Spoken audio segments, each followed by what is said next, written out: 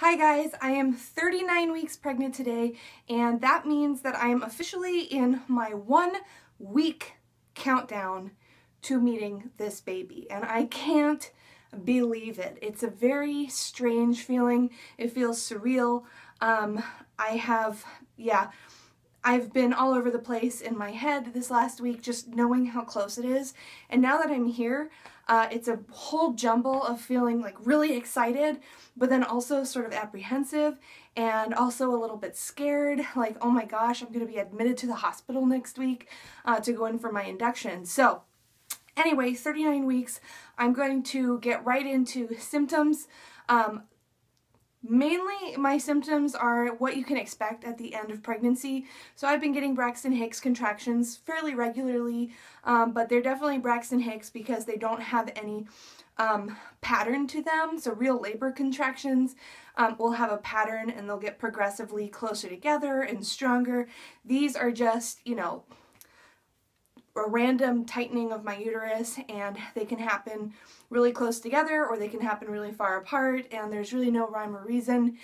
They just come and go. But I have been getting a lot of Braxton Hicks contractions, and the other thing that I'd say is probably more uncomfortable than the contractions is all of the pressure down in my pelvis. Like, it's intense, guys. Like, it just feels like the baby's heavy and really low down, and so it creates a lot of pressure. Every time I go from sitting to standing, I feel like I kind of have to bend over for a second and stand up slowly because I have to adjust the weight in my body so that it doesn't feel like she's about to fall out of me.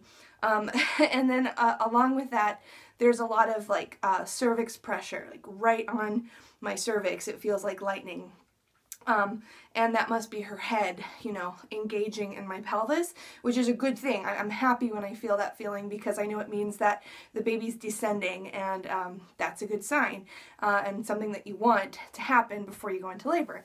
About my cervix, I had a doctor's appointment 2 days ago. I had my usual NST first and then the appointment with the doctor, and she did check me. And the news I got at that appointment is that I was 50% effaced, baby's head was at a -2 station, and I was not dilated yet to a centimeter, but there was a small dimple, is what she called it. Like, it was doing something. So that's good. That means I'm making progress, and I'm especially pleased with the, 50% effaced. That's the thinning of the cervix, so that's a good sign. And the fact that the baby's head is low, like getting lower, -2 station, so that's good too. And yeah, so that was all good news. And also in that appointment when I was there, we talked about plans for the coming week because that's induction week. So she did tell me that next week when I have my appointment with her, she would check me again, and based on where I was at that point, like if I had made any more progress or if I was dilated, she would make the call as to whether or not she wants me to come in the night before the induction to do Cervidil, or if she would want me to come in the morning of the induction to just like start the induction right away. So that kind of depends on how ready my cervix is to go into labor. So I'll find that out next week, and then depending on the outcome of that appointment, I'll know if I'm going to be admitted to the hospital the night before to do the Cervidil tape, and then they would start the induction the next morning, or if I could just go to the hospital first thing in the morning on induction day. So yeah, after that appointment, I left feeling just really kind of overwhelmed because here I am planning the birth of my baby, and it's so close. I like literally have 1 week left, yeah, it's just an overwhelming feeling. I do feel like I'm in a good place as far as being ready for the baby. I already, like, my nesting thing happened probably when I was like 25 to 30 weeks pregnant. I got the nursery all ready, and I did all the laundry, and the cloth diapers are ready, and just everything. I was like really frantic about getting everything ready a while ago. So I feel pretty good about being ready to have the baby. And besides that, it's just about getting through the week. So the other thing that happened this week is that my mother arrived, and she's going to be here for the birth, and as well as however long I want her to stay postpartum. to help out with the baby and just, you know, cooking and cleaning and that sort of thing. So she's here. She and I have a really good relationship, so it's a positive thing that she's here, and it's been really, really nice to have her here with me because I just feel more supported. I don't know, the closer you get to having the baby, at least when it's your first baby, the more vulnerable you start feeling. At least that's what I've been going through. I've sort of felt like I need a little bit more support than I usually ask for from my loved ones. And yeah, so having any additional person around me who loves me is really nice because I definitely feel the support and it helps me feel like I can have the strength to get through this.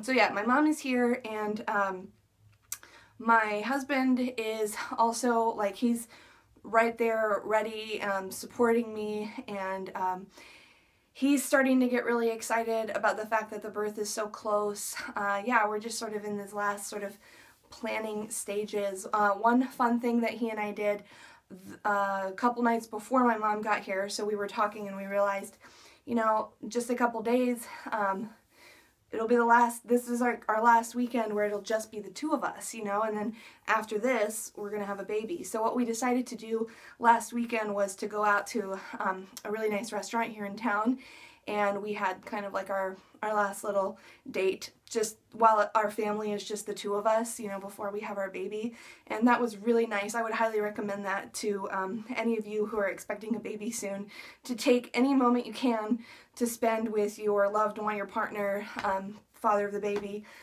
before the baby comes. And, you know, both he and I are super excited to have a baby. We wanted a baby, we were trying for a baby, but at the same time, you know, it's the end of an era. You know, it's just been the two of us and our dog for so many years, and now all of a sudden that dynamic's going to change.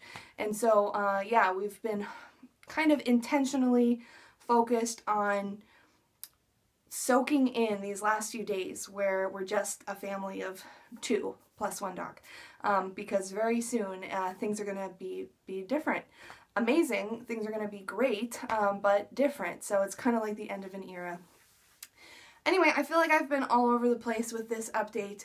I'll just mention really briefly, because I've mentioned this before, and I'll just to reiterate, my blood sugars, for those of you who are also diabetic and following my vlogs, my blood sugars have totally leveled off, you know. So for a long time, after I hit the 20-week mark, for a long time, just every week my blood sugars were going up, and, you know, I needed more and more insulin every week, and then I got to about week 37 and it plateaued. Like, I'm no longer needing to raise my insulin anymore. And I think that that's related to the fact that the placenta is starting to age, because it is the placenta, something that the placenta does that makes you resistant to insulin. So I think because at the end of pregnancy, your placenta starts aging and then you start needing less insulin.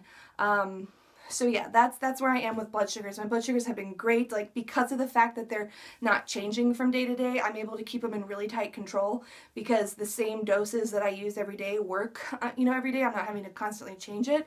So my blood sugars have been awesome, which I'm obviously really grateful for.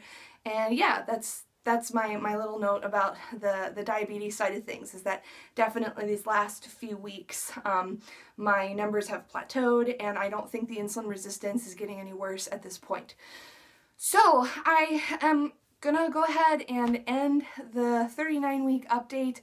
I want to mention that I'm not sure if I'm gonna do another update. I really want to. I'm gonna be induced on the day that I usually film, so if I were to do like a 40-week update, it would be a day early, and I want to do that. So it's all going to depend on what happens this week. You know, the baby might come early, earlier than induction day, so I have no idea what to expect, but just know that I want to make another update, and if I have the time to do it, I will make one more update before I have the baby. And if you don't see another update from me in the next week, then you know that I just didn't have time to do it because of baby stuff. So yeah, that's my plan in terms of updates. And yeah, so I guess that's it. Thank you for watching as always. And I feel like, you know, a lot of you have been watching my videos from the very beginning, and here I am about to give birth. And I mean, thank you for following me along as I went through my pregnancy. It's been a crazy ride, and I'm really happy that I had the support of all of you guys. So thank you so much for supporting me throughout my kind of scary first-time pregnancy. I hope you guys are having a great day, a great week, and I'll see you in my next video. I don't know if that's going to be an update or if it's going to be a I had the baby or a labor story. I don't know what it's going to be, but I'll see you in my next video, and I will end with a belly shot.